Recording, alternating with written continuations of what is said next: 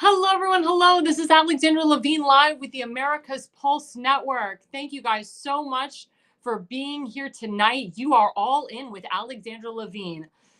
Our segment one, the DOGE drop. As White House Press Secretary Caroline Leavitt promised the White House press corps, she said there's going to be a big drop with DOGE. I can't say when, but I will let you know. And she dropped it with this first slide, contract updated. And we'll put that up now. Contract update. In the last 2 days, agencies terminated $10 billion wasteful contract with a ceiling value of $250 million and savings of $70 million, including a $14,000 at HHS Gov contract for a quote, executive transformational leadership training program, and a $5.2 million at USOPM contracts to quote, provide strategic advisory and assistance to improve and transform current processes and organizational systems. Well, look at that. Look what they did. They terminated 10 billion wasteful contracts with a ceiling value of 205 million. And they also saved we, the American people, tons and tons of dollars. And here's the second drop that Caroline Leavitt said. DOGE found that immigration, we'll put up that second slide.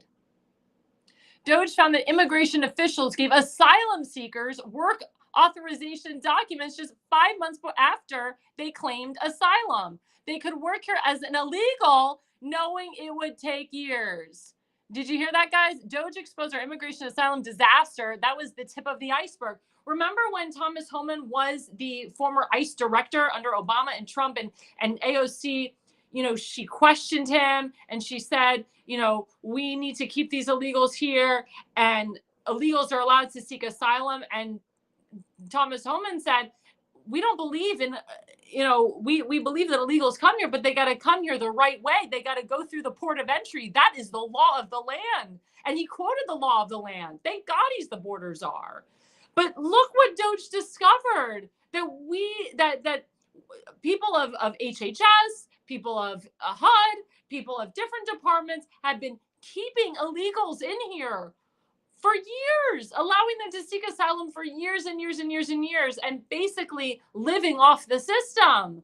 This has to do, again, with the Biden-Kamala Harris administration. Thank God, thank the Lord that Joe Biden didn't become the president of the United States again. Thank God that Kamala Harris didn't become the president of the United States. Now, as I've said in previous years, I will never, ever, ever recognize that Joe Biden was the president of the United States, and I will never, ever, ever recognize that Kamala Harris was the vice president of the United States. They were Manchurian candidates. They were basically inducted. We know, and we have confirmed, and I will continue saying it, that there was election fraud across the board in 2020.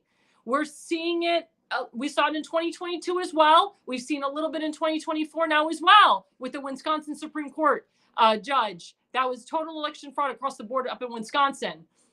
But again, why do these Democrats keep illegals in? Because they know that they can't win fairly. They can't win off we, the American people voters, because they know that the average American doesn't believe in their policies. The average American doesn't believe in what they stand for. The average American doesn't believe in illegal criminals being in this country. Remember, 87% of the people in this country do not support illegal immigrants. They want them out. And they definitely don't support illegal criminals. That's why it's so great that Thomas Homan is the border czar, taking them out, with Kristi Noem as the DHS secretary, taking them out. And our beautiful Secretary of State, Marco Rubio, revoking these terrorists that come into our country illegally, and they start pro-Hamas rallies and pro-Hamas events. And he got rid of them. He said, you've overextended your visa, you're an illegal, you get the hell out. And what do these pro-Hamas people do? Like Jewish Voices for Peace, they freak out and they get buses and buses of people, formed and funded by George Soros, by the way, an anti-Jew Jew, and they get them in here to raise havoc against we the people. Now, Attorney General Pam Bondi is looking into the dealings of George Soros and Alex Soros, because they've committed dangerous crimes against this nation. And also, they're the ones that have been funneling money to push BLM in here, to push the illegal terrorists in here, to bust people in here that don't belong in this country, and to cause havoc for this country.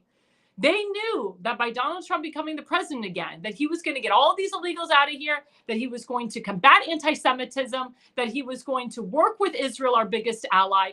And they're like, this can't happen. So we're going to have as many big rallies as possible. We're going to have a total oligarchy. We're going to start burning Tesla manufacturing factories all over this nation. And that's just the tipping point. It's disgusting. It's disgusting that George Soros and Alex Soros are in this country and they're pushing their socialist, communist, Marxist ideals still as President Trump is the duly elected president. They should know by now that their crap didn't work. They should know that we, the people, didn't vote for that. We, the people, voted against their socialist, communist, Marxist ideals. And we need to continue saying this.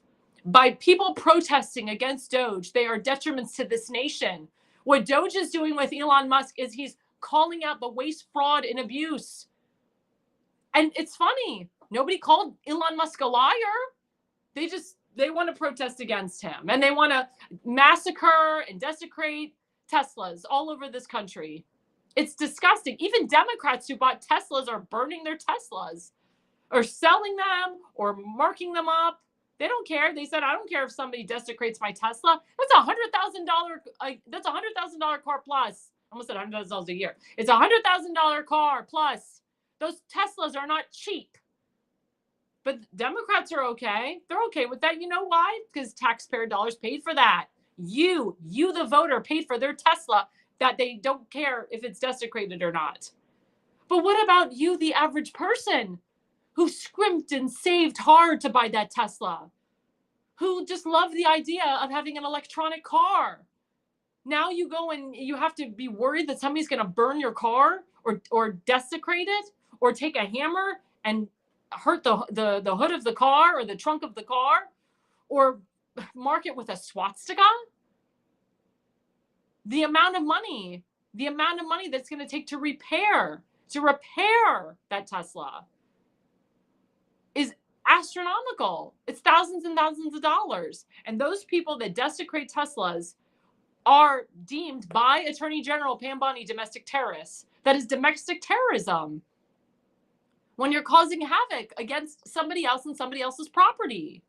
Those people should go to jail. Those people should pay to replace the Teslas and pay to replace any damage that they've done to the Teslas. We even have people in open mic in video that have admitted to desecrating Teslas. And they're like, oh, I'm so sorry. I just don't like Elon Musk. Please, please don't do anything to us. Please, please, please. Please, we don't mean it. Really? If you don't mean it, then why'd you do it, you loon? And a lot of these people, they're not, mentally insane. They know exactly what they're doing. Exactly what they're doing. But the more that DOGE goes in and discovers these things, we, the American people, for the first time ever, are getting our eyes exposed. Now, when President Trump was in there in 2016, he did expose a lot of the BS. But now with DOGE, he's really exposing the BS, and he's allowing Elon Musk to go in there and expose the BS of what we, the taxpayers, have been paying for years and years and years and years and years. That's why we have to cut off U.S. aid. That's why President Trump, again, we're still in tariff week.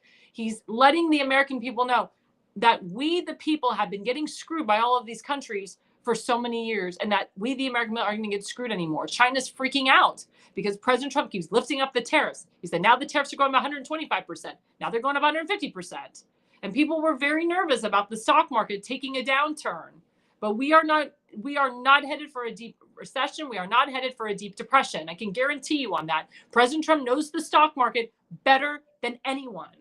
And Dave Portnoy, who's very famous, he owns Barstool Sports. He did lose a lot of money. He said he lost a lot of money on the stock market. He's a day trader. But he said, I have faith that President Trump will return the market up towards our way, that he has to put pressure on these foreign nations to say, hey, stop screwing we the people.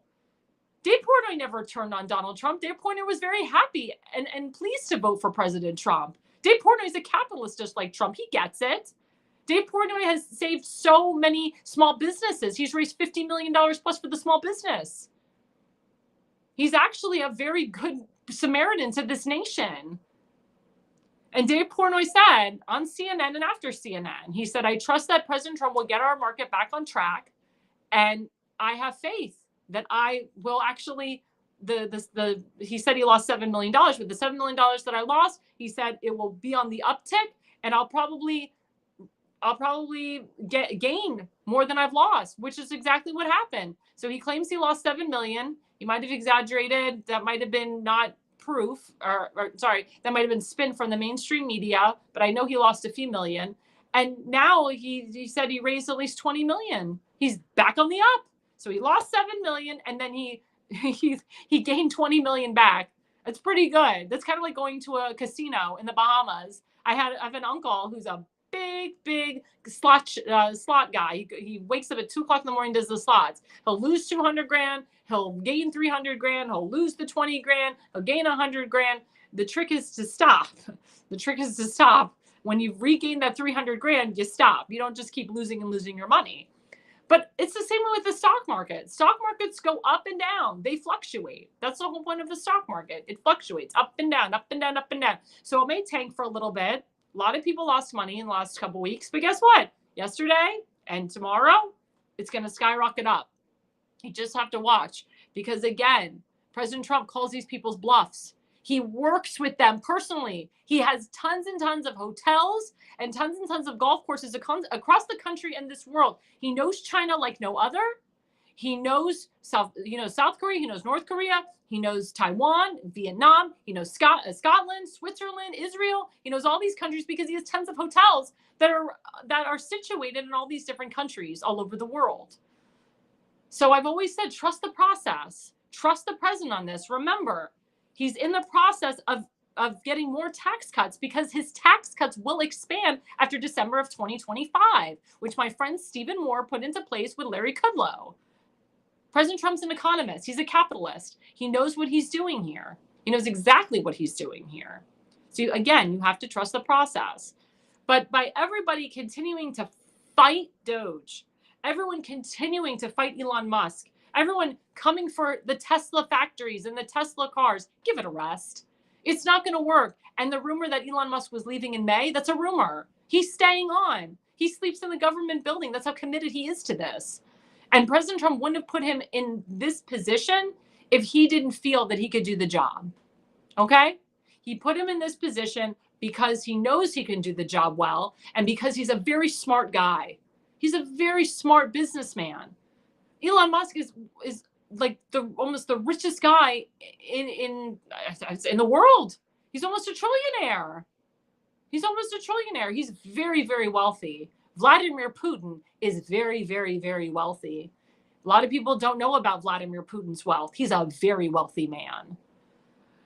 But he's got one of the wealthiest guys in the world working with him, who is a capitalist, who built Tesla from the ground up, who's built other things from the ground up. And again, we need to trust this process. But again, look what DOGE found. They found that these illegals have been staying in America for years, and they should have been kicked out. And they've been stealing jobs from we the people. I had friends that had a real tough time getting a job because of illegals. Real tough time. I have friends that had a tough time getting into high universities, high colleges, and scholarships and grants because of illegals. This is true. I wouldn't be surprised if you go into liberal states like Maryland and Wisconsin and Pennsylvania and Michigan and New York and Oregon. I wouldn't be surprised if there's illegal students in your classroom. And teachers are saying to the students, if you look like a brown, or if you look like a different color than a white person, ICE is going to come in and take you because you don't look like an American. That's BS, by the way. That crap is happening in liberal cities in Ohio. That is a lie, by the way. ICE is not doing that. They're not looking at the color of your skin. They don't discriminate, but they look you up. They look up your parents. It's all in a database. And they will determine if you are in this country legally or if you're in here illegally. You cannot continuously break the law. Joe Biden, Kamala Harris allowed hordes and hordes of illegals to come into this country and kill innocent Americans like Rachel Moore in Maryland, and Lincoln Riley and Jocelyn and many others. That's why we have the Lincoln Riley Act in honor of that poor innocent girl that was murdered by an illegal. Rachel Morin was a mother of 5 children in Maryland. They're just now going on trial against her murderer. He should get the death penalty. He killed an innocent woman with 5 children, a 34-year-old beautiful blonde-haired girl. All she was doing was taking a normal run, and she got killed. And the way that she was killed was just so heinous. Disgusting crime. Why should we allow these illegal criminals to continue staying in this country and stealing your job? So I thank my friend Caroline Levitt, the White House press secretary, for exposing this, for reporting this. It's her job as the White House press secretary to report this kind of news. And I, as a White House reporter, I am so blessed and privileged to be in that White House briefing room, listening to her and watching her release these things. Because these things, for the first time in years, need to be done. I've seen a lot of White House press secretaries in my life. She's one of my favorites. She really is. She's a really strong, smart woman. She's young. She's beautiful. She knows exactly what she's doing. She doesn't take crap from anybody. And I love the fact that she said, if you're a reporter and you have like your pronouns, you're out of here. She's like, I will not identify you by a pronoun. I was like, amen. Amen to that. I've never identified myself as a pronoun. I've never said, please call me she, he, a cisgender. None of that crap. We're done with that crap. So if you're a reporter that wants to be identified by their pronoun, or they write an email to Caroline Levitt and her team and they say, my name is Sophia, blah, blah, blah. I'm a she, he, or a non-binary, whatever. You're out of here. You're done. DEI is over. Woke culture is over. Get over it. New White House, new administration, new team, new sheriff in town. President Trump is stronger than ever before. He brings Prime Minister Netanyahu to the White House first to discuss tariffs. And what did Bibi Netanyahu say? We're eliminating the tariffs. We're eliminating it. Period. That's it. President Trump, master negotiator. That's what he's going to continuously do on a daily basis. White House Press Secretary Caroline Levitt is going to continue to break the news because she gets this from the president. The president grills her on what to say for the day. And so does DOGE and many other departments that she talks to. That's her job as the press secretary. And she's going to continuously lay it out on the table how this country is going to be done on a daily basis, how President Trump is organizing this country, how he's working hard to protect we the people, to make we the people rich again, strong again, and healthy again. Coming up right after the break is segment 2. We're going to be discussing the new MAGA candidates that are coming on board. And we'll be right back after the break.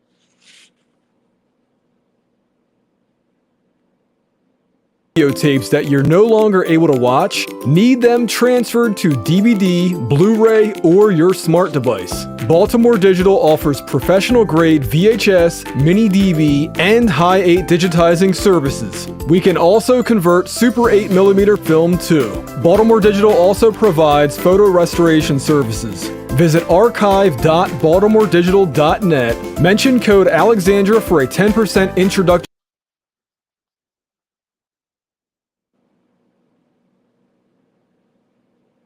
And hello, everyone. It's Alexandra Levine live with the America's Pulse Network. We are all in right now with me, Alexandra Levine. Now we pivot to segment 2, which is talking about some MAGA candidates. This one is actually a particularly great interest to me. I never had the pleasure of meeting him in person. I hope that I do. I've actually reached out to him to come on to our network to interview him. And it's actually Attorney General in Texas, Ken Paxton. And we'll pull up the first slide of him where he says, Attorney General Ken Paxton, it's official. This is on the Laura Ingraham show. I'm running for U.S. Senate to fight for President Trump's agenda and take a sledgehammer to the D.C. establishment. Together, let's send John Cornyn packing. KenPaxton.com. Now, Ken Paxton, as you know, got completely screwed over by the DOJ in Texas, by the DHS Secretary Alejandro Mayorkas. Ken Paxton was doing his job. He was doing his job as Attorney General by not allowing these illegals to continuously come into Texas illegally. And he was working with Governor Abbott on this as well. And Ken Paxton had to go to court, and they stripped him of his title as U.S. Attorney General, and it was a mess. And he had to pay hundreds of thousands of dollars on attorneys. I mean, I hope to God that all of his attorney fees were paid back to him. As you know, when you win a case, you pay the attorney first and then you get paid yourself. But this was hundreds of thousands of dollars that went out to attorneys, and they stripped him of his Attorney General title. Well, of course, he won the case. He won the suit. He got his status back as the U.S. Attorney General in Texas, and now he is on a tear to continue the MAGA movement with President Trump. I can tell you, Ken Paxton is one of the biggest Trump supporters that I know, especially in the Texas area. I know that he has supported the America First agenda even before he was Attorney General. And I know he has a very strong and good relationship with President Trump. Senator John Cornyn, by the way, is known for being a huge rhino in Texas. He hasn't really supported a lot of President Trump's policies. He's kind of pushed back on a lot of the confirmation hearings of the Senate. And a lot of people say he's not the guy that we want continuing on. And we don't feel that he will progress or continue the America First agenda. Also, John Cornyn has been in the Senate for so long. He's been there for so long. And as you know, they don't have term limits in Congress. So the more he stays in power, the people see that his agenda is going to become the agenda that we don't want in the future. Again, President Trump is the head of the Republican Party. He's pushing the MAGA movement hard, the America First agenda hard. We, the people, we mandated the president to do things a certain way. And President Trump needs people in office that will do those things. And if they don't do those things, then we, the people, have the right to vote these people out. And Senator Cornyn should be challenged. And I'll be honest, Senator Cornyn is very scared to be challenged, because if President Trump endorses Ken Paxton, and as you know, President Trump's endorsement is one of the strongest endorsements right now, because again, not only is he the head of the Republican Party, but he's the president of the United States of America. It will sink John Cornyn's career permanently. And as a result of Mr. Cornyn being so nervous, he said in front of reporters, and we'll put up this post, Senator John Cornyn, he said about Ken Paxton, quote, "He's a known con man and a fraud." Again, he said he's a known con man and a fraud. And the Daily Wire put this up, I'm glad, but he said these to reporters outside of his office, known con man and a fraud. For John Cornyn to say that, it means he's nervous. Again, how is Ken Paxton a con man? Wasn't convicted of a crime, didn't go to jail, doesn't have a rap sheet. And how is he a fraud? He's a fraud because he believed in the rule of law. He's a fraud because he combated former DHS Secretary Alejandro Mayorkas, who was a POS, who allowed illegal immigrants to come into our country and illegal criminals and said nothing about it, just allowed them to come in. But Ken Paxton is the con man and the fraud. I hate to say it, when your enemy calls you a con man and a fraud, usually they're the con man and the fraud. That's what a lot of reporters concluded in that press conference. It wasn't even a press conference. It was just a bunch of reporters putting up a microphone saying, "Hey, Senator Cornyn, what do you think about Ken Paxton challenging you?" And he said, "Well, he's a con man. He's a fraud." That's a reason not to vote for Ken Paxton? Because he can't hit on him on his record, because his record is impeccable. He can't hit on him for the fact that he fought for his title as U.S. Attorney General back. But Senator Cornyn, all he had to respond was he's a con man and a fraud. How is that going to go well in a debate, Senator Cornyn? Because you can't hit Ken Paxton on his record, because he's got a good record and because of his support for President Trump. And a lot of people, a lot of Trump supporters were so happy that Ken Paxton was the U.S. Attorney General again, that he was exonerated, so to speak, of everything that was hit against him. The people of Texas, certain positions in power, a lot of liberals in Texas, wanted to do everything they could to hurt that man and to put him in jail for a long time. That's what they do to you when they don't like you. And so they did to Peter Navarro. They put him in jail for 4 months. Steve Bannon, they put him in jail for 4 months. They put a lot of good people in jail that all they wanted to do was just help our country and call out the election fraud. You couldn't even say election fraud in 2020. You went to jail. If you went to January 6th, if you even said the word January 6th, you were put in jail. And you were sentenced sometimes 24 years to life, sometimes a year, sometimes years, 6 months, 3 days. Doesn't matter. Going to jail is not fun. Nobody wants to go to jail. It's horrible. Even if you go there for 10 minutes, it changes your life. But Senator Cornyn has some damn nerve by calling him a con man and a fraud. He sounds like a Democrat. But he is known as being a rhino, a Republican in name only. People have said this to me. People have contacted me.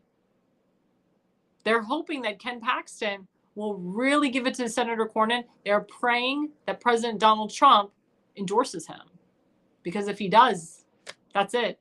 Career is over. And remember, President Trump said we're getting rid of all the never-Trumpers, the snowflakers, the rhinos. We're primarying them all out. AIPAC, which is a Jewish organization, they lean more liberal. They're trying to primary out some liberal senators, some liberal Jewish senators out of there. They should really focus on primarying more of the heads of the squad, such as AOC, Rashida Tlaib, and Ilhan Omar. But I challenge AIPAC to try to push Jewish Republicans for Congress.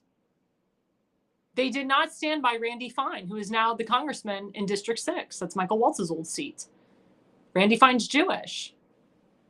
They have not worked with a lot of Jewish Republicans that have run for office because I guess they think they're not going to win. Or, like I said, they're a more liberal Jewish organization. They're not as far left. You know, they told me, because I speak to AIPAC, we're not a far left socialist organization, but we lean more left. And I said, well, what about helping Jewish Republicans? Well, it depends on the district, depends on the state. What about Randy Fine? Oh, he's too conservative, too much of a Trump supporter. That's what they said. AIPAC will not go in there and fully support Jewish Republicans that want to go for it. A lot of these organizations, they need to start pushing the right people in office, but also it's the central committees in Maryland and so forth, the caucuses, the, I always say the Republican parties of the cities and states, the precinct captains. There we go. It's the precincts. Like where I live in Florida, we don't go by central committees. We have precincts. I live in one of the largest precincts in Sarasota County. And we are in the process of recruiting proper candidates. Now, I'm very lucky in Sarasota County. We are a very red county. We used to be more red. We used to be like an R+20. Now we're like an R+8. But we're getting there. But in Maryland, where I do a lot of Maryland politics, we're trying to shift a little bit and become more red. Turn a lot of those purple districts to red. But again, it has to do with the candidates. Has to do with the candidates, has to do with what they stand for, their agenda. It's very important. But Mr. Cornyn is going to get a wake-up call when he realizes, and we'll put up this next slide, that MAGA is now the largest and most powerful political party in America. We will restore this country to its original status as a constitutional republic, not a damn democracy, like all these Democrats and rhinos call it. Oh, they say we live in a democracy, we live in a democracy. No, for the love of God. We live in a constitutional republic. Please don't forget that. That is being warped so much. The left and the rhinos, they want to tell you we live in a democracy, and the young people listen to it and they keep saying, yeah, we live in a democracy. No, we live in a constitutional republic. That's why we need better teaching in schools, because the teachers in school nowadays don't say we live in a constitutional republic. They'll say we live in a democracy. It's a Democrat talking point. We live in a constitutional republic, and MAGA, again, is the largest movement. So if Mr. Cornyn isn't on board with the MAGA movement, he's toast. The people of Texas will vote him out. They don't want rhinos in there, never Trumpers, snowflakers. They want people that will comply with the people. I mean, Senator Cornyn is very different than Senator Ted Cruz. Senator Ted Cruz, after he lost the primary to President Trump, he embraced President Trump. He actually called for President Trump during the general. He continues doing that. He travels and campaigns all over this nation, pushing MAGA candidates, America First candidates, and incumbents that almost didn't even win. He had to go up there and help his friend, Senator Mike Lee, win his reelection. That's how bad it was getting. And Senator Ted Cruz, he almost lost. He won re-election by a very, very small margin. They're trying to turn Texas blue, these damn Democrats. That's why you have the Jasmine Crockett's of the world and the Alan Greens of the world. These crazies and the Beto O'Rourke's of the world. These crazy socialists that are telling the people, oh, Texas is going blue. Texas is turning blue. Texas is going to be blue. That's why they spew out their socialist crap and they say whatever they want. Because they continue to lie to we the people and say, Texas is going blue. Texas is blue. We need to vote blue. It's all BS. It's all BS. And we the people saw it on November 5th. That's why we reinstalled, we put President Trump back into the White House, because we knew that we were #done with the BS of these politicians. But I want the American people to really look into the records between Senator John Cornyn and Ken Paxton. It's day and night. Like I said, Ken Paxton has been a MAGA guy from the beginning. President Trump endorsed him. President Trump likes him a lot. President Trump has supported him. Ken Paxton has supported President Trump in all of his policies. And I know that if Ken Paxton was the senator, we would get a lot more done in Texas and across this nation. He would write up laws as an attorney that will pass, and that makes sense to we the people. And he'll work hand in hand with the hardcore MAGA people, the hardcore Republicans in the Senate that support President Trump, that really support President Trump. Because that is what matters right now. People are talking about adding a third term to President Trump. Is that a good thing or a bad thing? We're going to go back to the years of FDR. Some people say, oh my God, he'll be like 92 by the time he retires or leaves. But people are loving President Trump. More so now than ever. Now, I've always loved the man. But people that liked him in 2017 are loving him now. They're loving every single thing that he's doing, because everything he's doing is helping we the people. Just like I said in my first segment, people were freaking out about the stock market crashing. Remember what Dave Portnoy said. Have faith. Have faith in President Trump. Have trust in the man. He knows the market like no other. He knows the economy. Even though I lost close to $7 million, I know that I will gain. I will gain money back. And he did. He gained like $20 million back. Maybe even 50 by now. So it's really important, guys. It's really important that we remember this when we go into the ballot box. Who really supports the agenda? Who really cares about the constituents?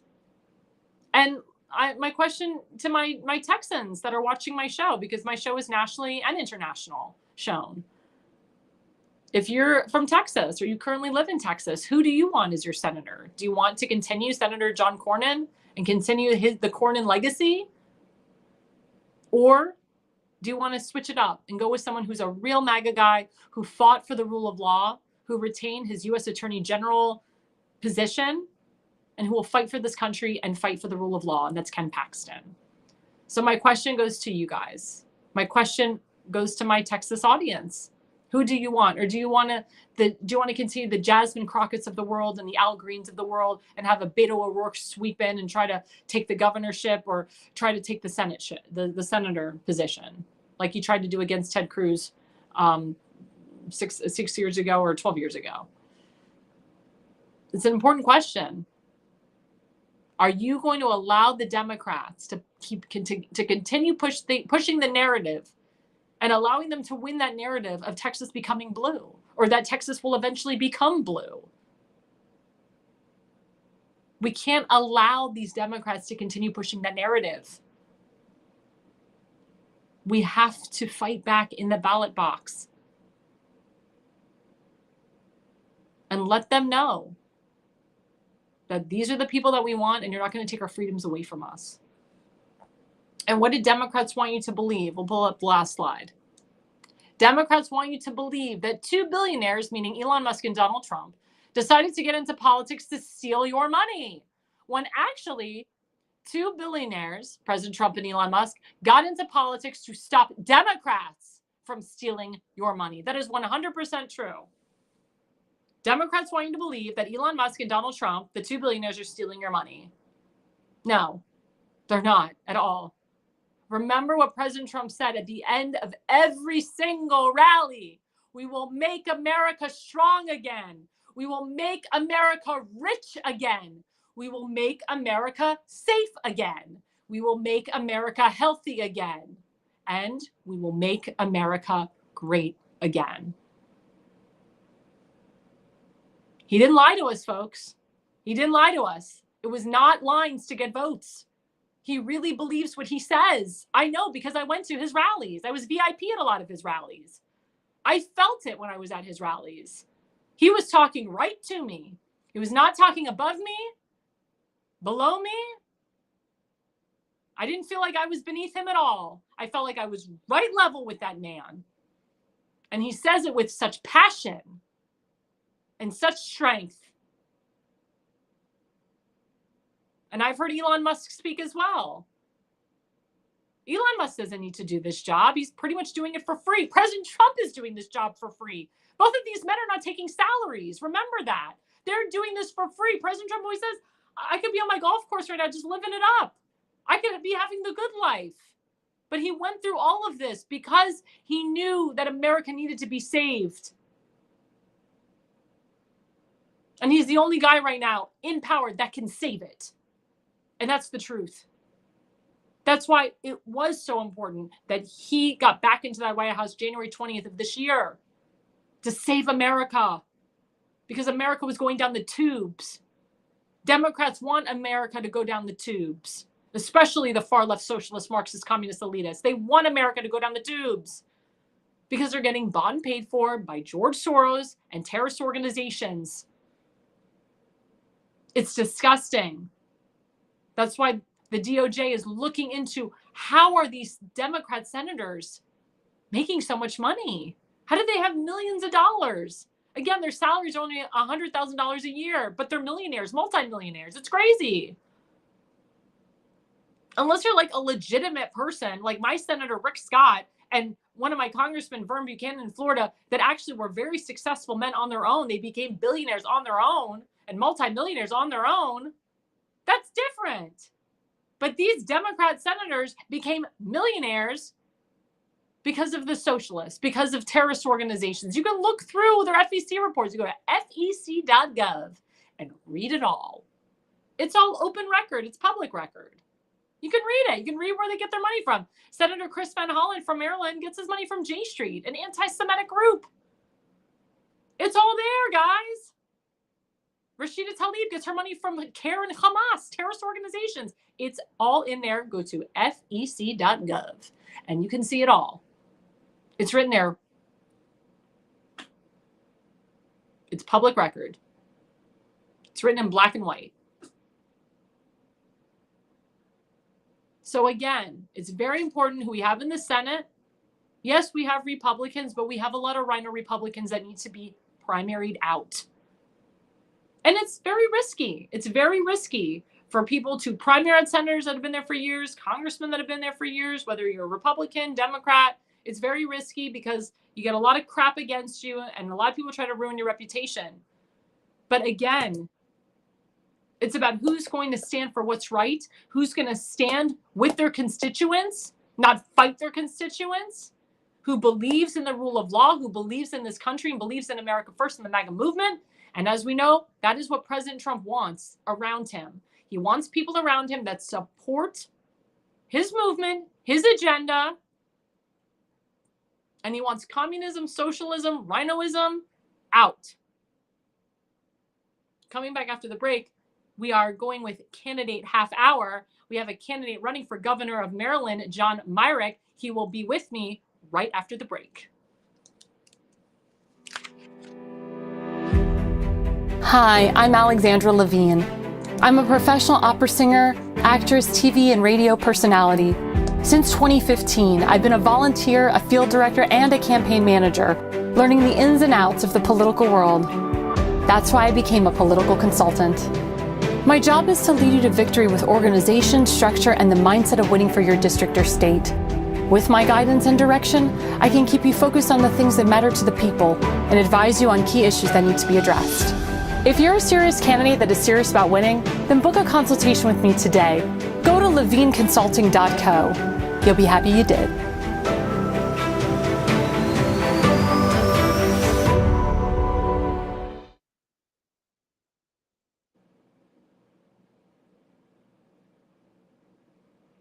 hello, everyone. Hello. This is Alexandra Levine live with the America's Pulse Network. We are all in with Alexandra Levine. My first guest tonight is John Myrick. He is running for the governor of Maryland. Let's pull his picture right up. There he is, very handsome. And I had a pleasure of meeting him and his wonderful wife in Baltimore County. And it is a pleasure having Mr. Myrick on my show. We'll bring him up right now. Hello, John. Can you hear me? Yes, Alexandra, how are you? Awesome. How are you? Thank you so much for coming on the program. Really appreciate it tonight. Oh, thank you very much for having me this evening. Awesome. So, as I said before, you are running for governor of Maryland. We know that you I ran for am. the U.S. Senate before. Tell us, why have you decided to run for governor this time around? Well, quite frankly, Alexandra, again, thank you for having me on this evening. I was not planning on running for governor, quite frankly. After the Senate race and the election that transpired in November, I got hundreds of phone calls from folks all around the state of Maryland asking me, in some cases begging me to run for governor, because Maryland is at a crossroads at this point, and we need a governor who remembers first and foremost that they work for the people. And secondly, we need a governor here that actually understands that the money that's being spent is not the government's, it's the people's money. It's coming from the taxpayers. So after much consideration and after much thought and prayer and discussions with my wife, we actually decided we were going to take some time to think about it over the holidays. Wound up going to Venice, Italy, ran into a gentleman at a New Year's party overlooking St. Mark's Square in Venice, who just walked up to me and asked me if I'd run for governor or for Senate in Maryland. And I answered in the affirmative, and he said, "Well, I voted for you. I live in Annapolis, Oh, wow. and you should run for governor." So we took that more or less as a sign, given everything else that was going on. And again, after discussions with my wife, Nancy, she decided with me that this was what we needed to be doing. Now, let me ask you, so you are the only declared candidate right now running for governor of Maryland. Is that correct? That is correct. Now, why do you think that is? Why do you think more people haven't come out and put their name in the ring? Well, I mean, first off, the legislative session for the 2025 legislative session just ended this past Monday. So I think some people were waiting to see how that was going to pan out. Also, our current governor, the current Democrat governor, Wes Moore, we call him Tax Moore here. He is a very charismatic gentleman, very well spoken, very articulate, uh, and presents very well. So he also is funded or was funded during his last campaign by a lot of outside Democrat money, and even had Barack Obama and Oprah Winfrey come to Maryland to campaign for him. So he is a formidable opponent. However, his popularity in the past month among Democrats even has dropped by almost 20 points. That being the case, and his performance during this legislative cycle and the massive tax increases that Marylanders are facing now, all make him a very vulnerable candidate. So at this point, it's our opinion that we wanted to enter the race as early as possible to give us the time to actually build a statewide coalition and to do the proper fundraising necessary to be able to mount a credible challenge against an incumbent governor that is going to be funded ridiculously well by Democratic interests. Now, as you know, there's been a rumor that former governor Larry Hogan wants to run for his old seat again. As you know, he did end up coming in at the last second, at the last day, at the last moment to run against you for United States Senate, which a lot of people did not like. And Oh, was yeah. disgusting.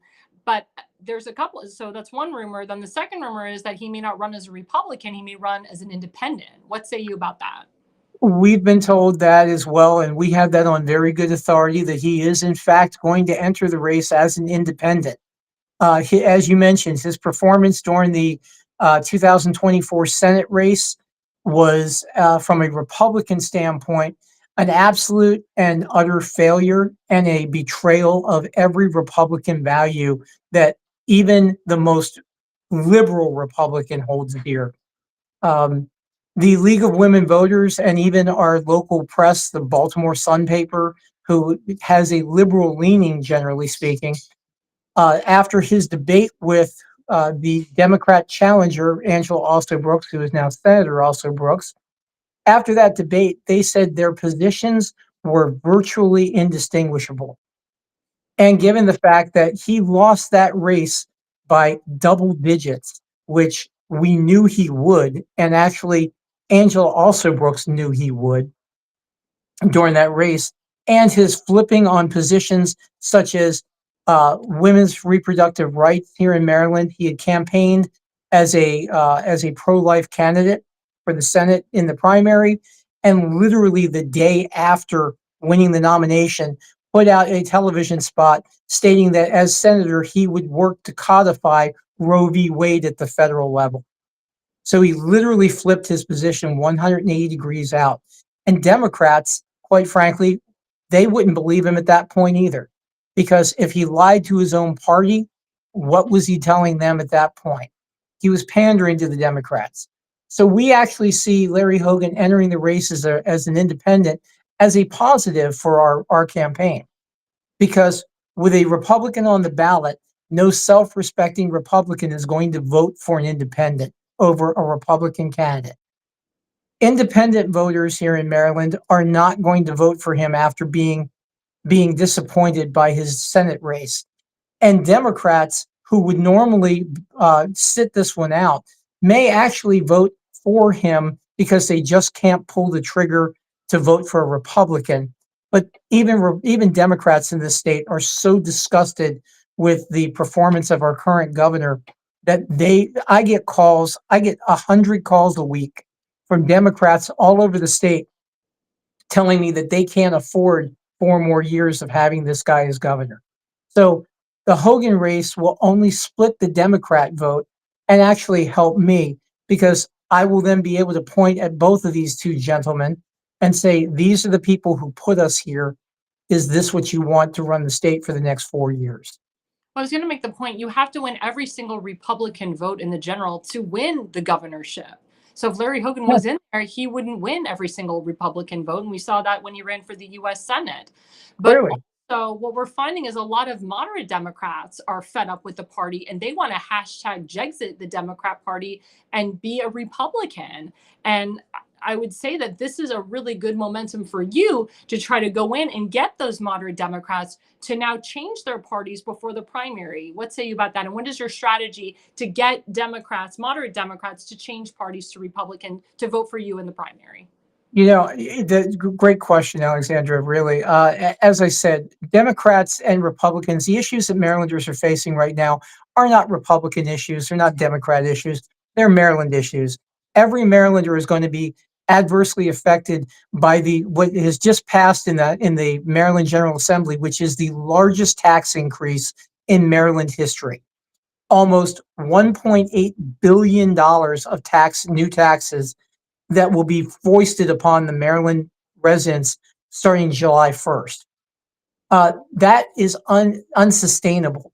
And even Democrats realize that you can only reach into people's pockets so far before all you pull out is lint.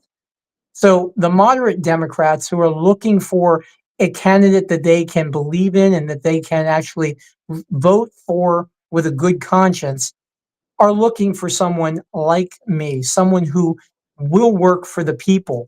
I look to represent all Marylanders, not just Republicans. Yes, I'm running as a Republican, but once I'm elected, I'm not the Republican governor. I'm Maryland governor. And Exactly. I need to represent all of Maryland. And we are going to be we're reaching out to organizations that are traditionally Democrat leaning organizations. I've had good conversations with the Maryland NAACP. We've reached out to AARP here in Maryland, which again is traditionally more Democrat. And we're campaigning across the state, not as a Republican, but as a Marylander.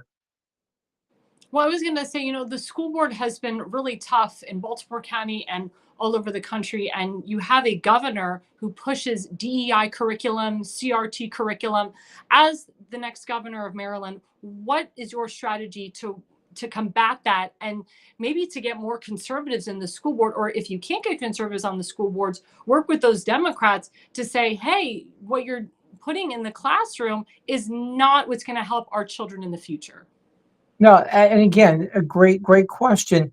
Part of the problem is in the new legislation that was just passed in the Maryland General Assembly takes a great deal of that autonomy that the local school boards has away from the local school boards and puts it under the power of a non-elected state school board. So they are going to be pushing a state curriculum down to the counties and forcing the county school boards to enforce it, or they risk losing state funding under the new legislation that was just passed. So we want to work with legislators, with school boards, with the teachers union, and with teachers and parents to rewrite Maryland's public education system. The current blueprint for Maryland, which was passed about 3 years ago, does nothing but throw money at the problem. And according to the state's own figures, only 25% of that money is actually making it down into the classroom. Maryland 8th graders and 4th graders now read at below the national average. Yet Maryland spends more than 37 other states per pupil every year on education, about $20,000 a student. So we want to scrap this blueprint and work with the legislature, the teachers union, and more importantly, with teachers and parents to come up with a program that actually will teach our students what they need to know to be able to be successful in life. I'm a Maryland public school graduate. I went to Harford County Public Schools. I'm a Marylander. Our current governor was educated in private schools. He has no idea what he's talking about when it comes to the public education system in Maryland. My child was raised in the public education system until it got so bad that we homeschooled her until her senior year of high school. And my granddaughter is a graduate of Maryland public school system. So I understand the problem. I know and I want to work with everyone to fix this, because right now what we are doing is robbing our children of a future. And I will not stand for that as a Marylander, and particularly as governor. Now switching to our veterans, because I know that you're a veteran. The governor is supposedly a veteran. He is. has stolen valor. He got a bronze medal. Then he didn't write he had a bronze medal. Now all of a sudden he has a bronze medal. There's a whole history and darkness into that man if he really is a bronze medalist. But he hasn't really taken care of our veterans. And what he did is he implemented into law in April 2024 to put Section 8 into Fort Howard, which is in Baltimore County. Fort Howard is a historic landmark. It's something I've worked on, and our friend elected official Tim Faisemaker's worked on with me as well. And what we're trying to do is turn Fort Howard into a national park. Why the heck would Governor Westmore, would any governor, put Section 8 housing, which is really to harvest illegals, even though it doesn't say that in the law? That's really the objective behind it. Why would he do that? Why would any developer be okay with this and not help our veterans and not get our veterans off the street and not help to rebuild that VA hospital that was burnt 40 plus years ago? What say you about that? Well, again, as you mentioned, I mean, I served 23 years in the U.S. Air Force Reserve. I flew for 10 of that. I am a combat decorated veteran myself. My wife is also a veteran of both the Army and the Air Force, and still serves in the Air Force Reserve. So veterans issues, and she actually works for the Department of Veterans Affairs. So veterans issues are important to us, clearly. My family has served Maryland in uniform near continuously since 1640 here in this state. So this is important to us. Why would the governor do what he has done in Fort Howard? I can only speculate, but clearly there had to be dollars that changed hands in that equation. Maryland veterans need to be taken care of. This governor spent nearly 2.9 billion taxpayer dollars last year on services for illegal aliens. That's money that could have been used for Marylanders, for Maryland veterans, for Marylanders who are disadvantaged throughout the state. That is our tax dollars that went to people who broke the law to get here, and they were prioritized above Maryland citizens and our veterans. That's unacceptable to me. Absolutely and utterly unacceptable, and that will not happen under my administration. We will take care of our veterans. We will take care of Marylanders first, because your tax dollars should go to service Marylanders. Now, turning to the Francis Scott Key Memorial Bridge, as you know, it collapsed by a ship in the middle of the night. It's the 1 year anniversary. As you know, Governor Westmore has called, when Joe Biden was in the White House, for full federal funding to rebuild this bridge. If you were governor of Maryland, what would you implement? What would be your strategy to rebuild this bridge? Well, again, clearly the Key Bridge tragedy is beyond words. Obviously, it affected all of us. My family, my father's family was from Dundalk. My mother's family from East Baltimore. I've driven across that bridge thousands of times myself. That bridge is a vital lifeline in the economy of Maryland. It services the port of Baltimore, and without that bridge, all of that truck traffic now has to go all the way around the city of Baltimore, adding time and cost and inconvenience to Marylanders, quite frankly. Yes, Governor Moore called for federal funding for that, and the Biden administration promised federal funding to rebuild that bridge. Well, here we are a year later, and a few weeks ago, the governor unveiled a picture of what the new bridge is going to look like. So it's taken us 12 months and God knows how many taxpayer dollars to come up with a artist rendering of what this bridge is going to look like. They haven't begun demolition of the piers yet.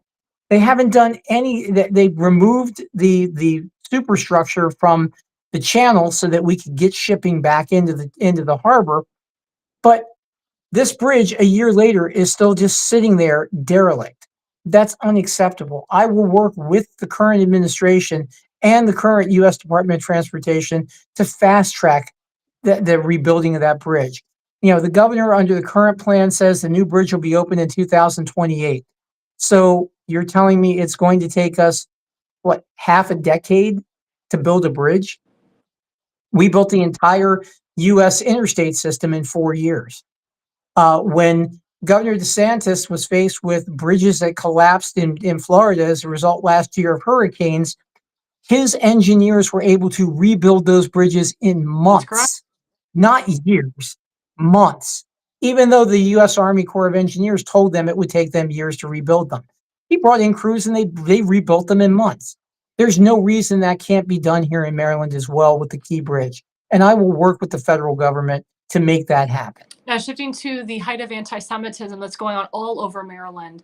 As you know, President Trump has done everything he can to remove a lot of these, what they call delinquents, who constantly say pro-Palestine. And Senator Marco Rubio has revoked a lot of visas, especially from Columbia University. But you do have a heightened amount of anti-Semitism at Towson University and even University of Maryland, which is huge. As you know, they have a huge pro-Palestinian rally in DC with all these big groups, especially Jewish Voices for Peace. As you know, CARE's headquarters are in Washington, DC. And we also have a Hoko Free Palestine that resides in Howard County, they are just very horrible people that just spew out hate against Jews and Christians.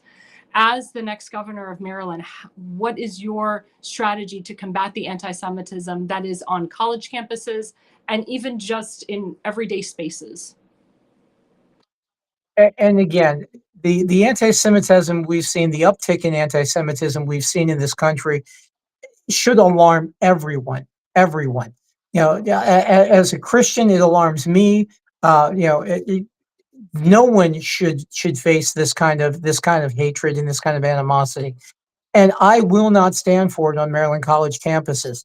I was on the University of Maryland campus just a few hours ago, earlier tonight.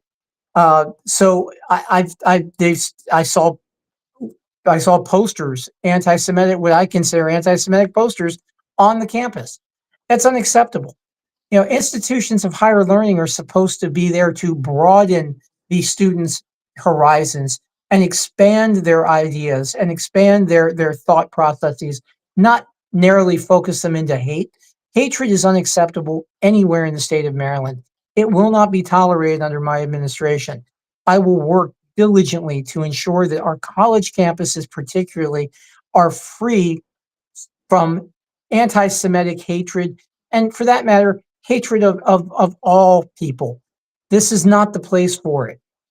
There is no place in American, in civilized society, there is no place for anti-Semitism or hatred of any kind based on race, color, creed, national origin, or religion. That's unacceptable. It will not be tolerated on Maryland college campuses under my administration, and anyone engaging in it will be removed from those campuses, and any administrator allowing it or sanctioning it will be removed from their position. Now, it also caters to crime. As you know, there's high crime in the state of Maryland, particularly in Towson. Towson Mall used to be a Yeah. rich, wealthy area. People used to come to the mall. There wasn't any problems. Now, me as a single woman, or even if I went with one of my girlfriends, it'd be very tough to go to that mall and be there even at 6, 7 o'clock when it's still light out for fear of not being attacked. What say you? How Sure. are you, as the next governor of Maryland, how are you going to reduce the crime from your state? Well, first off, I'm going to restore the funding for public safety. And this isn't just for police, but also for fire and EMS as well. They've taken a huge hit, just as the police has. And as a former law enforcement officer, I was a Harford County deputy sheriff for a few years.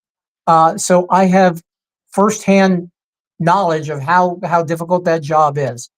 I know how much more difficult it is when you don't have the funding to staff your police departments at the level that you need for public safety. And I've spoken with several of our state sheriffs about this matter, and they have my full support. What I will do as governor is, first off, I will restore funding to public safety. The Maryland lottery, when that was passed decades ago, that money was supposed to be earmarked for public education and public safety. That money now goes to the general fund. So the money, and that was $1.6 billion And now it's last in year. Nick Mosby's hands. And now it's in Nick Mosby's hands, someone with DEI, questionable financial, DEI. right, someone with questionable financial bona fides himself. But along with that, the casino gambling money, 841 million last year, was supposed to go to public education and public safety. That money goes to the general fund now. So Marylanders are being shorted on our public safety. I will restore that funding. I will also work with the new superintendent of the Maryland State Police to create a Maryland State Police task force, and we will fund that task force where local jurisdictions will be able to request assistance for high crime areas, basically to saturate those areas with police activity so that we can restore the rule of law to these communities in Maryland. And once the rule of law is restored, those task forces will move on to the next place in need. We can do this, and it can be done, but you have to dedicate the resources to do it. Well, I will also reinstate or work to reinstate the Maryland Law Enforcement Officers Bill of Rights. That was taken out of Maryland law under the Hogan administration. In all fairness, the former governor did veto that piece of legislation. It was overridden. However, Maryland, it was the first state in the nation to pass a Law Enforcement Officers Bill of Rights back in 1974. And since then, 19 other states have followed suit. To date, Maryland's the only state that's rescinded that, and that doesn't give them special protections. It simply gives an officer who's being accused of a crime or of misconduct the same rights as a regular suspect would have.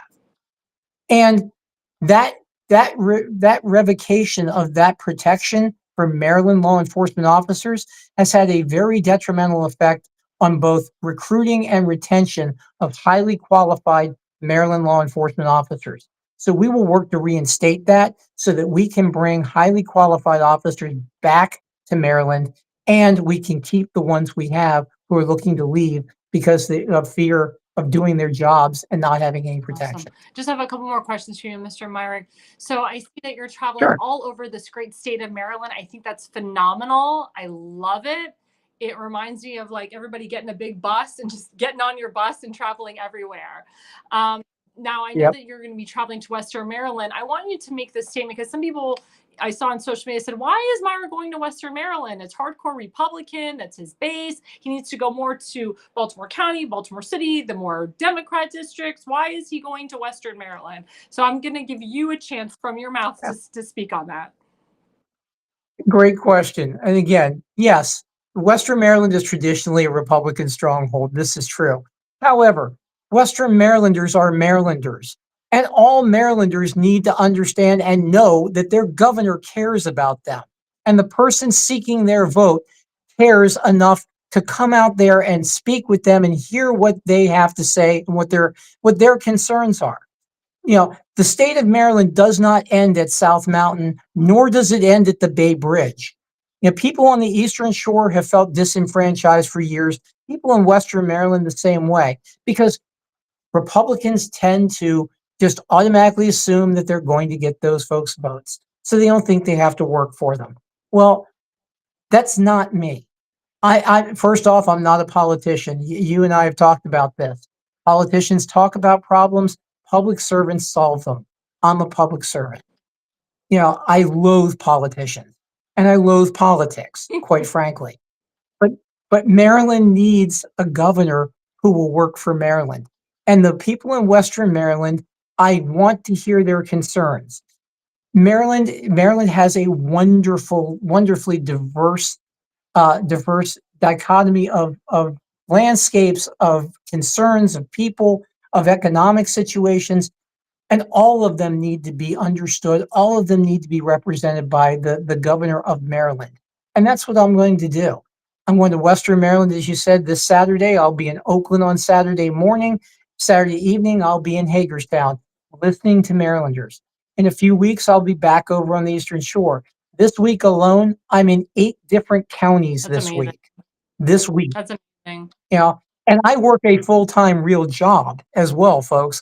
I'm not doing this just full time. I work a real job during the day, and I come out on the weekends and in the evenings, and I listen to the concerns of Marylanders, because that's what it takes to do this job and to do it right. And a governor that refuses to do that has no business sitting in that seat. And I do want to make the point to my viewers that I saw Mr. Myrick in Baltimore County. He's been to Frederick County. He's been all over. He'll be hitting Montgomery County. He's been traveling all over the place. And it's actually good that Mr. Myrick is going to Western Maryland now, because he is the only person declared. And when other people come in, we don't know who else is getting into that race. They'll remember the first person who came to visit them. They'll remember you, John. I know that they will. Yeah. I hope you're right. I hope they do. And I intend to make that impression upon the folks of Western Maryland while I'm out there. Again, during my Senate campaign, my very brief Senate campaign, I waited very long into the process to enter the Senate race, waiting to see what Governor Hogan was going to do. And during that time, I had about 9 weeks from the time I entered the race until the primary. During that 9 weeks, I attended events in every single one of Maryland's 24 jurisdictions. Every county in the city of Baltimore, at least once, I did events in those counties in 9 weeks. I'm going to be doing that. I entered the race early so that I could spend more time speaking with Marylanders all across Maryland. Again, governor candidates in Maryland traditionally focus on what we call the triangle. Prince George's, Montgomery counties up to Baltimore City. So Anne Arundel, Howard County, a little bit of Carroll County, and they ignore the rest of the state pretty much, because that's where the population center is. But again, every Marylander has a voice. Every Marylander's voice matters to me. And I will spend time in every single county and in Baltimore City, listening to the concerns of Marylanders and trying to let them know that they have a governor, or they will have a governor, who cares and who will put their interests first. I have no political aspirations beyond this. I really didn't have a political aspiration for this.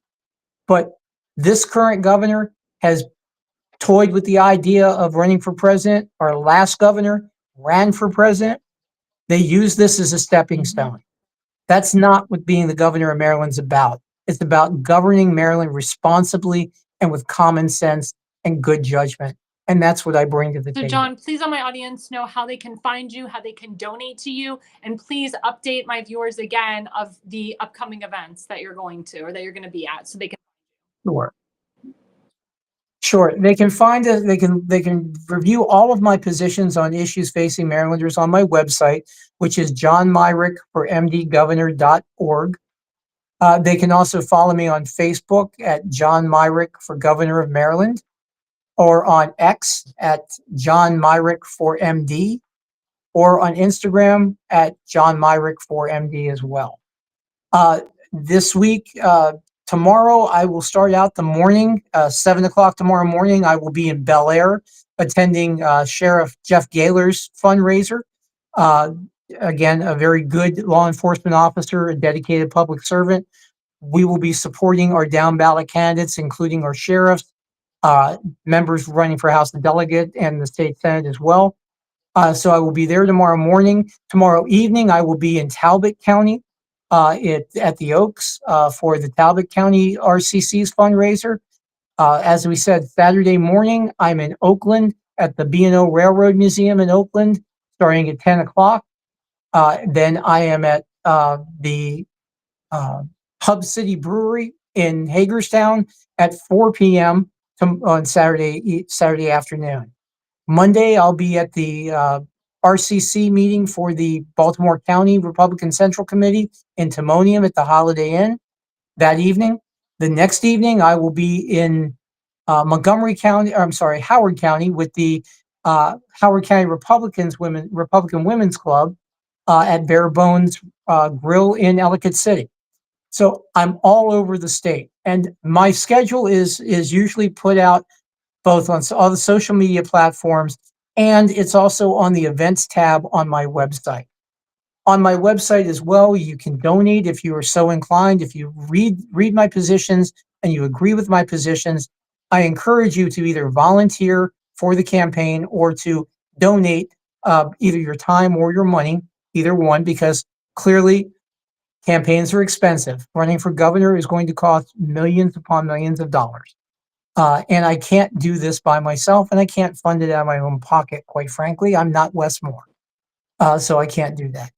Also on there is a comment block on my website where if you type in a comment or a question, it comes to me. It doesn't go to my staff. It comes to me. And I answer every single question that's posed to me from that website. Because if you take your time as a Maryland voter to ask the person seeking your vote a question, you deserve an answer from the person seeking your vote. The phone number on my website, you'll notice on the contact page, there's a phone number. That phone number is this cell phone number, my cell phone number. I answer every call. I speak with Marylanders dozens of times a day who call me. Some of them are amazed that actually I picked up. I answer every phone call, and I will talk to the individual on the other side, the other end of that call, until they are satisfied that they've gotten the answers they're looking for. Because again, the person seeking your vote owes you the courtesy of answering that question. Thank you so much, John. We really appreciate it. And we'd love to have you back on as we get closer to the primary. Thank you, guys. Go to johnmyrick4mdgovernor.org. That's johnmyrick4mdgovernor.org. And we will be right back after the break. Thank you, Alexandra. Thank you. This is APN's very own White House correspondent, Alexandra Levine. Hello, everyone. This is Alexandra Levine with Alexandra Levine Live on the America's Pulse Network. You are all in with Alexandra Levine. We are still waiting for someone from the White House to come out and tell us what transpired between President Trump and Vladimir Putin on that call today. We are here live at the White House. We're waiting for White House Press Secretary Caroline Leavitt to come out and tell us about the updates of today, the call between President Trump and Vladimir Putin, what transpired in that call. Subscribe and follow America's Pulse Network on the above social medias.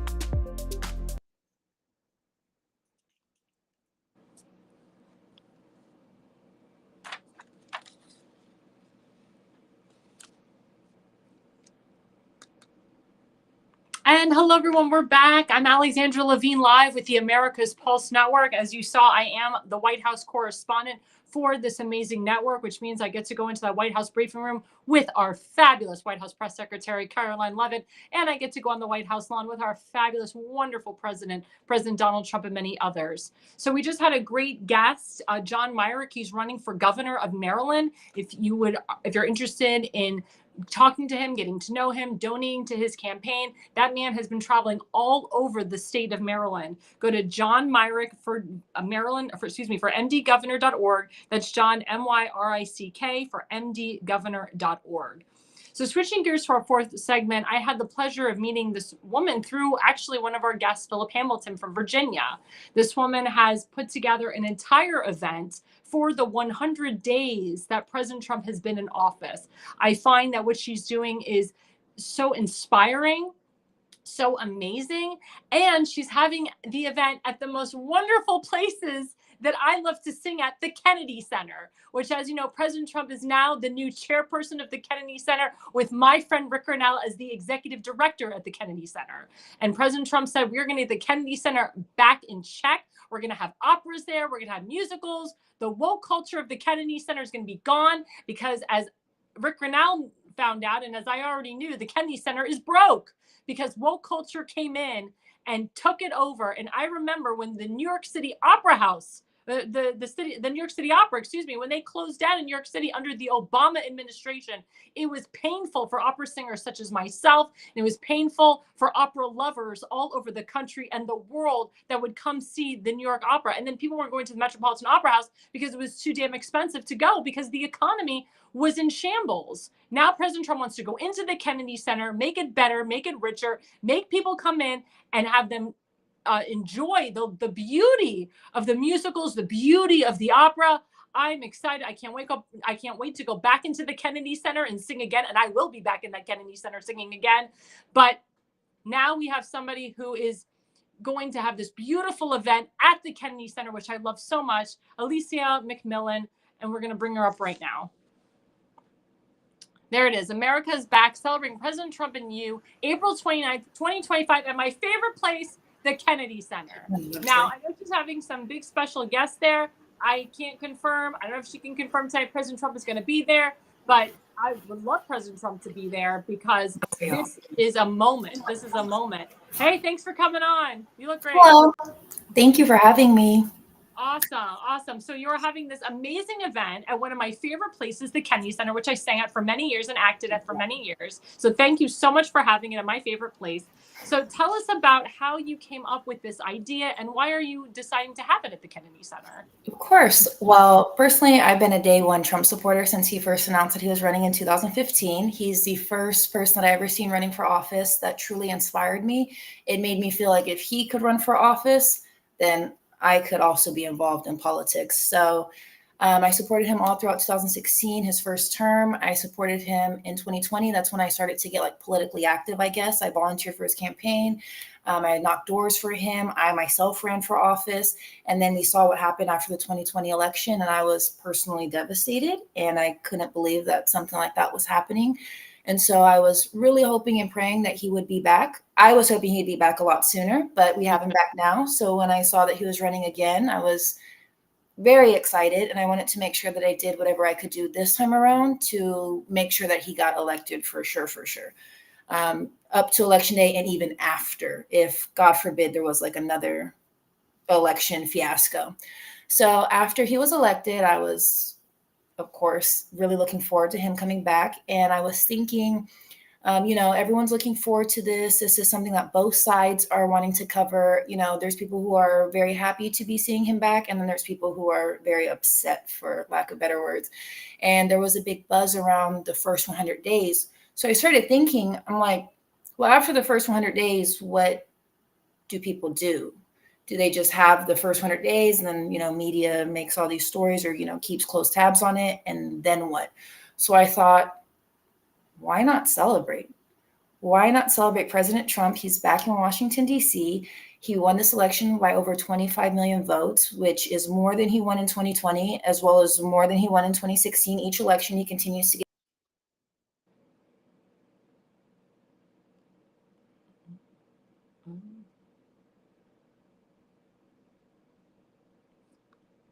I guess cut out for a little bit. We're going to see if we can get her back on. But as Alysia was talking about, she is creating this entire event called First 100 Days. And the first 100 days, she's right. People say, what is the first 100 days about? What's going on? What's with it? So what Alysia is doing is she's bringing knowledge to we the people, to the voter, about the first 100 days. And I believe that in her party, in her event, she's going to have certain people that are going to talk about each issue, each 100 days, each executive order that President Trump has signed, each event that he's been doing, each and everything that he has been putting together, and also the things that he wants to work in Congress with and what he wants Congress to pass. That's why it's so important who we have in office. That's why I talked about in segment 2, making sure we have MAGA Republicans in there, America First Agenda people in there, people that believe in the America First Agenda. And Alysia's now back. We're going to bring her back in so she can explain. It sounds like somebody called you. People call me all the time, and it pauses my whole feed. Yep. But, it's just Okay, me working against me. Go ahead. So, like I said, he came back to the White House, which I was very happy. And considering that he's back in Washington, D.C. and during 2016 and even in 2020, there was a lot of hostility towards Trump supporters. And a lot of Trump supporters claimed that they didn't feel comfortable going out in a MAGA hat. They didn't feel comfortable, expressing themselves on social media in fear that they would lose their job or they would lose family, friends, or people would just violently retaliate against them. And so now I feel like there's a completely different energy, and where people wear their MAGA hats out proudly. There's a lot more smiles, thumbs up, way less hostility. Personally, I haven't experienced any violence, thankfully. But I feel that people now know, even though they're protesting every week, that Trump is back. He has a overwhelming support of the American people. And I just wanted to celebrate that by bringing people together in Washington, D.C., of all places. So why did you pick the Kennedy Center out of all the places that you could have picked? To be honest, it wasn't my first choice because I had never been to the Kennedy Center prior, and I always thought of it as just a performing arts center. So I thought they only had like theaters. And I'm like, well, I'm not going to host an event at a theater. But when it finally came across as one of the venues, I would contact venues, and I was very upfront about the type of event that I'm hosting. And some venues just immediately said no. Now, I don't know if that's because they were actually booked or they didn't like the nature of the event, but that was fine. I wanted to work with somebody who was going to appreciate the event and wanted to be a part of it. So when I came across the Kennedy Center and I found out that you could actually rent out venues to host things other than, shows and stuff like that, I was like, oh my goodness, this is perfect. What better place? Like, honestly, what better place than the place that President Trump has just became the chairman of, and all the things that you were saying, how you said, the Kennedy Center had went woke, and President Trump wants to revive the arts and bring back real culture to it. Now, in regards to the guests that you're bringing, can you kind of hint a little bit who some guests are coming in? I don't know if you're allowed to say, or if you're still in the process of vetting who you want to bring, or if you're still waiting for confirmation from certain guests. But I know a lot of my viewers are like, well, who's coming? Who's coming? Because I do have a lot of viewers that are watching that are interested in attending your event. Of course. Thank you. Well, first and foremost, they should come. I think that their presence is very important. This is a celebration of my number one goal of the celebration is to celebrate kind of just the regular person that supported Trump. And so, but I have reached out to, I guess, high profile people and have asked them to come. So far, I don't have any confirmation, but I have reached out to certain people. But overwhelmingly, I want the vibe to be that if you support Trump in any which way, shape, or form, whether you just voted for him, you made phone calls, you knocked doors, even if you didn't vote for him in the past or you weren't always a fan of his, this is a celebration of you as well, because President Trump is just one person and he couldn't have done it without all of our support.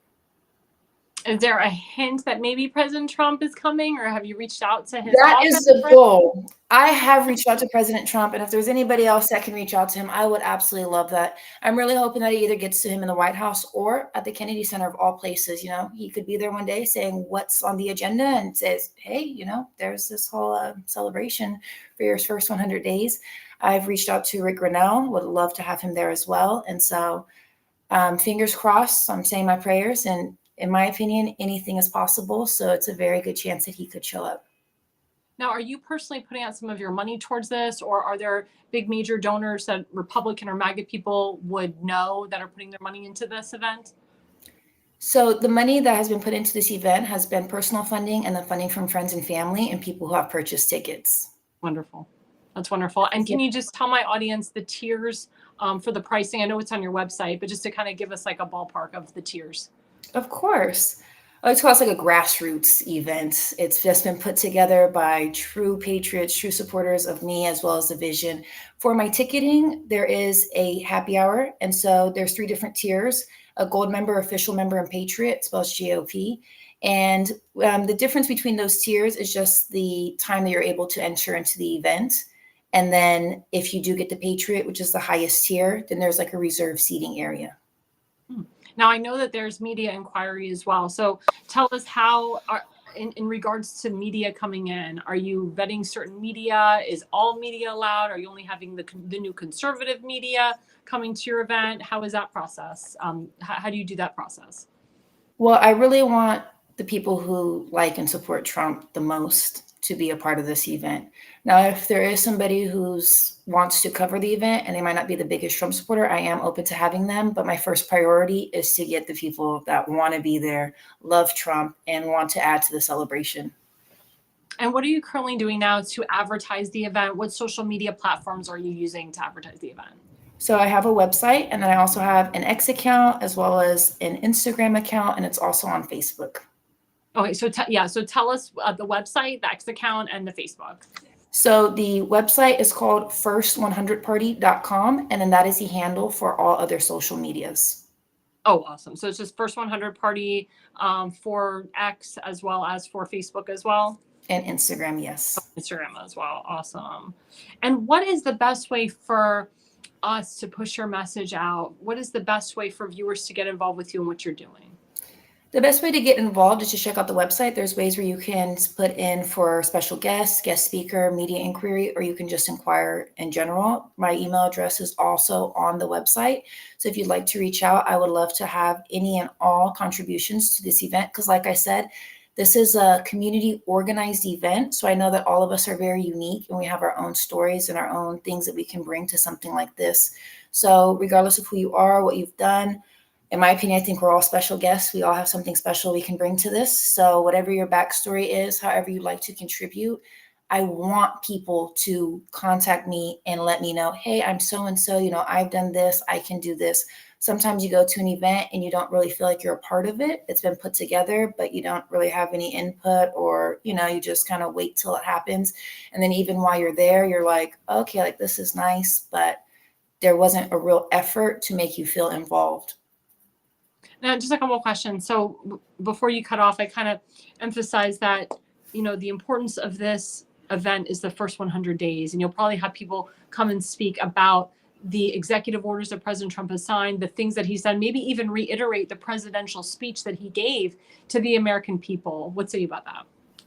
Yes, that's the main focus, is the first 100 days, his welcome back, his comeback to the White House, and this new golden age. I don't want to focus on, the court cases, the 2020 election, or anything like that. I just want like this fresh new start of Trump is back and we've turned a page and here we are in this golden age. And that's what I want to focus on. That's awesome. And are you planning on doing any other events in the future after this event? I was thinking 4th of July would be cool. Ooh, yeah. Mm-hmm. I know he wants to do the president wants to do a huge event for his birthday, which is on Flag Day. Oh, awesome. Yeah. So I know he's planning a shindig on the day of his birthday. Okay. So that would be great. Like if you did like his Flag Day, his birthday, and then you could do July 4th also. I know it's kind of like, it's 2 weeks in between, but yeah, this is awesome. I think the more events you do, the better. It's great to give out the message and to keep the MAGA movement and the America First agenda alive. I agree. Well, thanks for coming on. Again, tell my viewers a way to follow you, your website again, and we will continue to promote this event up until the day of. Thank you. Well, thank you for having me. My name is Alysia McMillian. The celebration is of President Trump's first 100 days, and you can find out more about it by visiting first100party.com, as well as on X, Instagram, or Facebook. And you're more than welcome to send me an email. I would love to hear from you and love to hear how you'd like to be a part of this. Well, thank you so much, Alysia, for coming on. Again, you are more than welcome to come on before the event as well. Thank you. And we will be right back with final thoughts after the break. Thank you. Mainstream media is bought and paid for. The truth is twisted to fit their agenda. But America is waking up because podcasts are the future for trusted media. Welcome to the America's Pulse Network. It is a network built by patriots that upholds the Constitution. The America's Pulse Network stands for God, truth, and the America First movement. There is no corporate propaganda, no government spin, just real news, real talk, and real voices fighting for faith, freedom, and the future of this great nation with common sense. Here are some of America's Pulse Network podcasts. Alexandra Levine Live, hosted by Alexandra Levine. Jersey Shore Podcast, hosted by Damon Galdo. The Conservative Corner, hosted by Seth Eisenberg. APN's The Pulse, hosted by Alexandra, Damon, Elena, and Seth. So tune into America's Pulse Network on the following social media platforms: X/Twitter, Rumble, Truth Social, Facebook, and YouTube. Join the revolution. Because the pulse of America beats for God and country. America's Pulse Network is for faith, family, freedom, and truth.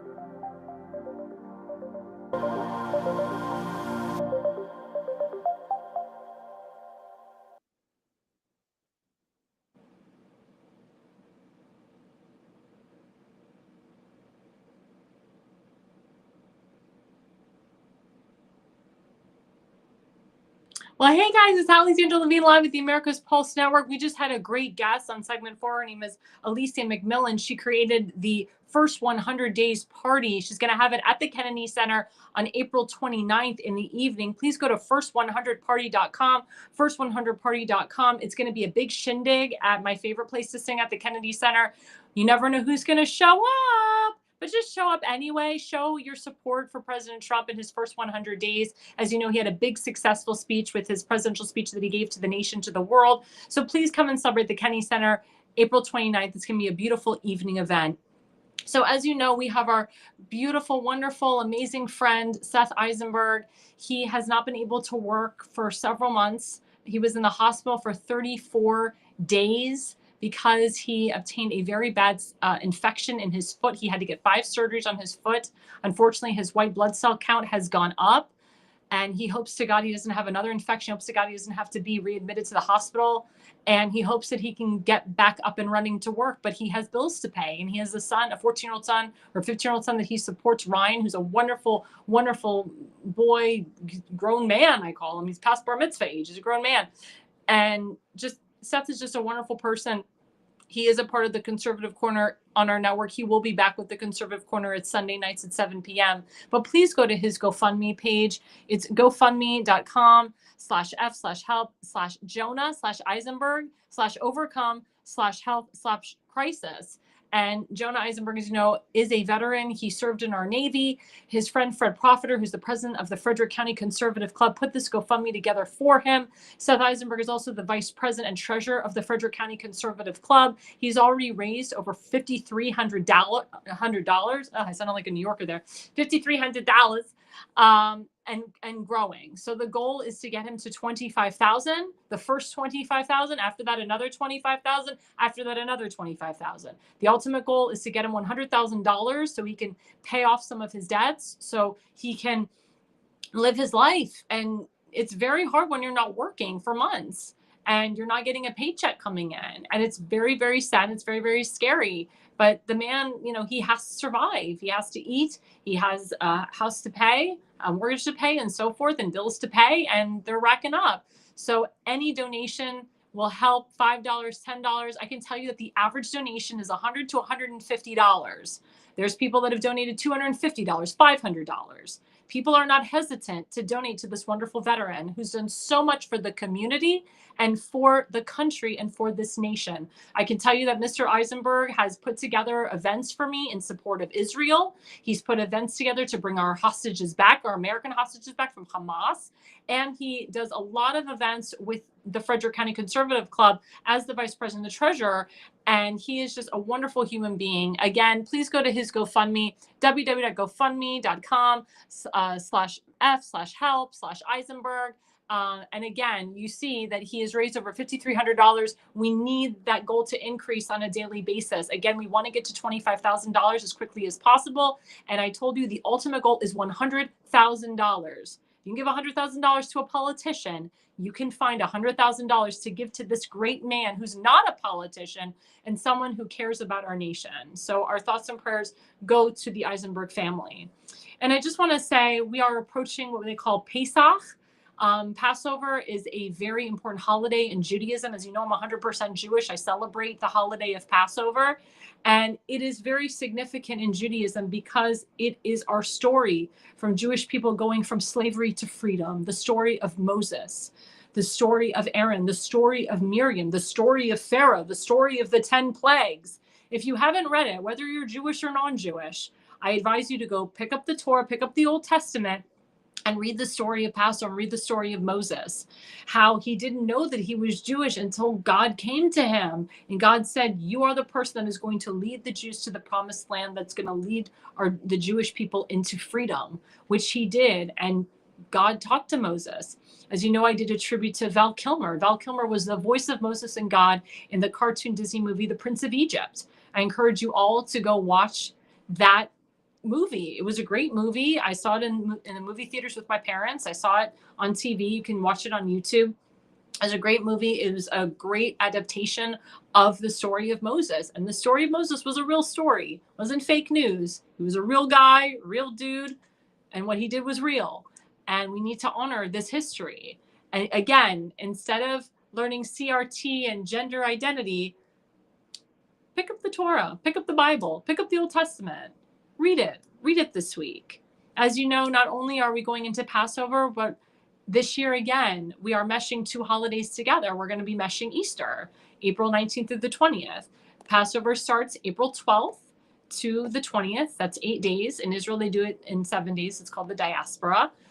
But we have Easter blending in, just like we had Hanukkah and Christmas blending in this year, which is so beautiful. So if you have friends that celebrate Easter, bring them to your Passover Seder. It's actually very traditional to bring non-Jews to your Passover Seder. My mother used to do that for many years. And as tradition, I used to go and to Easter dinner or Easter Sunday with my non-Jewish friends. And that's how you blend the religions together. And that's how you grow as one. You don't have to talk about politics during these holidays. I'd advise you not, unless the people in your family, like my family, they all support President Trump. They love President Trump. We have no liberals in my family. So if you want to talk politics with like-minded people like yourself, that's fine. If not, I would encourage everybody to just have a nice Passover, have a nice Easter, enjoy the company, enjoy being with your family. I advise everybody to try to be with a family member on these holidays, whether you celebrate them or not. Holidays are a time for people to come together. And I pray for everyone that is fighting. I pray for Americans that are fighting. I pray for Israelis that are fighting. I pray for anyone that is fighting for a good cause. But I pray for anybody that is not going to be with their loved ones during Passover and Easter. We pray for them. We also memorialize the fallen. I know it's going to be very hard for me not to have my grandfather again at the Passover Seder. He used to sit at the head of the table, and it's really hard. And we keep that seat open, actually. We keep that seat open because we want to remember him. We want to memorialize him. And if you do have a loved one that won't be with you during this Passover, this Easter, memorialize them, speak about them, speak well of them, and cherish them and honor them forever. And that's what Passover and Easter is all about. It's about bringing families together. It's about freedom. It's about our First Amendment rights, to be honest with you. And after, the Jews went from slavery to freedom, later on they obtained the 10 Commandments, which is the laws. It's the Jewish laws, because the Egyptians didn't have any laws. They didn't have any laws until the 10 Commandments came down. And that's why it's so important that we all talk about these holidays. We read about these holidays and we celebrate together. And that's what this is about. So again, if you're celebrating Passover, safe travels. Again, it starts the evening of April 12th into the evening of April 20th. And then, of course, people that are celebrating Easter, we do it on Easter Sunday to Easter Monday, the 19th through the 20th. Some people celebrate even after the 20th. They'll celebrate on the 21st. And we hope that this is a time where all races, religions, and creeds to come together and we all work together as one.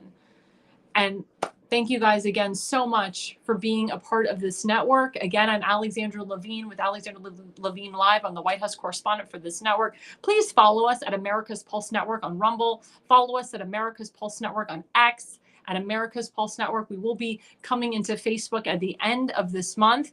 And don't forget to follow our shows. We have the Jersey Shore with Damon Galdo. He's at Monday nights from 8 to 9 p.m. Eastern. He's also Friday nights from 8 to 10 p.m. Eastern. Excuse me, 8 to 10 p.m. Monday and 8 to 10 p.m. Friday night. I wouldn't mess that up.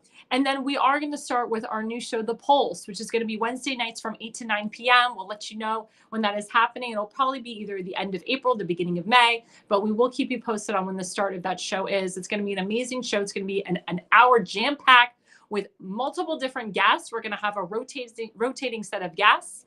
We're going to have myself, Damon Galdo, and Seth Eisenberg. We will be the originators of the show. And then we'll have two multiple guests that'll be rotating. Elena Barbara will be one of them. And we'll have many others. Tim Fazenmaker will be a guest as well. So that's going to be great. So please stay tuned for that show. That's going to be an amazing show. And of course, don't forget to follow me, Alexandra Levine, on Facebook, on X at Alexandra Levi20, at Truth Social, AR Levine 85, on Instagram, AR Levine 85, and of course on my YouTube at Levine Consulting. Again, don't forget to go to levineconsulting.co. If you're a serious candidate who's thinking of running for office, please go to levineconsulting.co and book a consultation with me today. And again, please, everybody, be safe on the holidays. And the reason you listen and the reason you watch is you are no idiot.